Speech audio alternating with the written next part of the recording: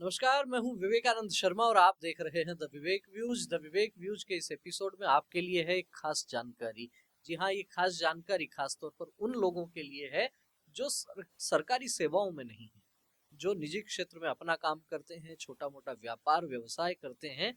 इन सब लोगों को सामाजिक सुरक्षा देने के लिए इनका वृद्धावस्था में भी जीवन ठीक प्रकार से चले, इसके लिए मोदी सरकार एक बड़ा काम करने की तैयारी कर रही है। मोदी सरकार क्या कर रही है इस दिशा में? जो जानकारी अभी आ रही है वो ये है कि अभी जिस तरीके से सरकारी नौकरी करने वाले लोगों को सेवानिवृत्ति के पश्चात जिस तरीके से पेंशन दी जाती है, ठीक इसी तरीके से अन्य लोगों को भी, देश के सभी बुजुर्गों को, 60 वर्ष से अधिक आयु के लोगों को पेंशन दी जा सके, इसको लेकर केंद्र सरकार तैयारी कर चुका है। और जानकारी ये भी आ रही है कि इस दिशा में काम शुरू भी हो चुका है। तो सबसे पहले बात करेंगे कि आखिर इस बात की आवश्यकता क्या पड़ी। इस बात की आवश्यकता इसलिए है क्योंकि ये बताया जा रहा है कि 2050 के आसपास देश में 60 वर्ष से अधिक आयु के लोगों की संख्या लगभग 35 करोड़ के आसपास हो जाएगी। और ये बताया जा रहा है कि हर 5 में से एक व्यक्ति बुजुर्ग होगा। और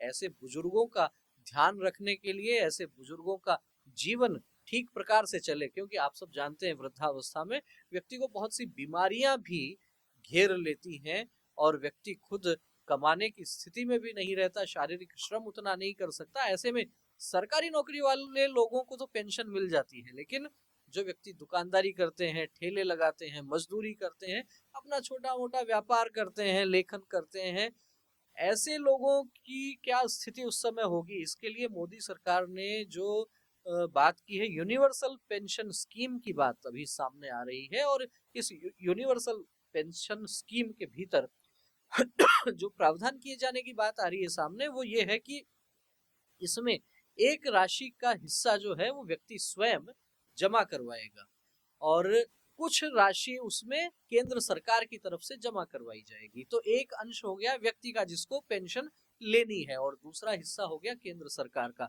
और साथ ही साथ वो जितने समय तक ये राशि जमा होगी उस पर जो रिटर्न मिलेगा, ये सब तीनों चीजें मिलकर ये कैलकुलेट की जाएगी कि किसी भी व्यक्ति को 60 वर्ष की आयु के बाद में आखिर कितनी पेंशन मिलेगी।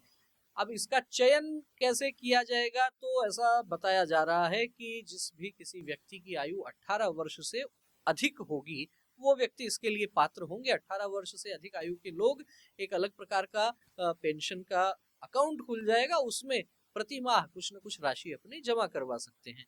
सरकार को जो हिस्सा उसमें जमा कराना है वो सरकार कराएगी, दोनों हिस्से मिलेंगे, उस पर वो लंबे समय तक उस अकाउंट में जो पैसा रहेगा उसका रिटर्न मिलेगा। और 60 वर्ष की आयु के बाद में व्यक्तियों को उसी प्रकार से, उसी अनुपात में वो पेंशन दी जाएगी। तो एक प्रकार से वृद्धावस्था में ये सामाजिक सुरक्षा के लिए एक बहुत ही महत्वपूर्ण स्कीम मोदी सरकार की हो सकती है। इस पर काम शुरू हो गया है और कर्मचारी भविष्य निधि संगठन को, इस ईपीएफओ को इसकी जिम्मेदारी भी दे दी गई है। इस प्रकार की भी जानकारी आ रही है।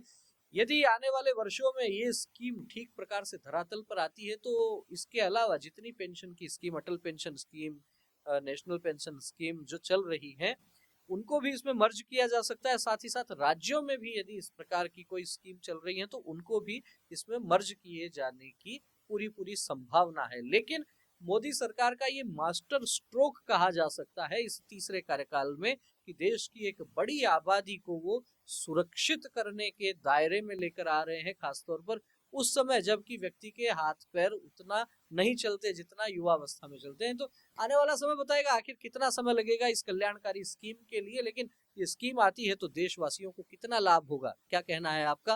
क्या मोदी सरकार संवेदनशीलता के लिए इस प्रकार की योजना ला रही है? क्या मोदी सरकार देश के नागरिकों का जीवन स्तर ठीक बना रहे उसके लिए ये स्कीम ला रही है, या फिर विचार है कुछ और? क्या कहना है आपका? कमेंट करके अवश्य अवगत करवाएं। वीडियो अच्छा लगा हो तो इसे लाइक करें, अधिक से अधिक लोगों तक शेयर करें। फिर मिलेंगे एक नए विषय के साथ, एक नए वीडियो के साथ। तब तक आप देखते रहिए द विवेक व्यूज। बहुत बहुत धन्यवाद। नमस्कार।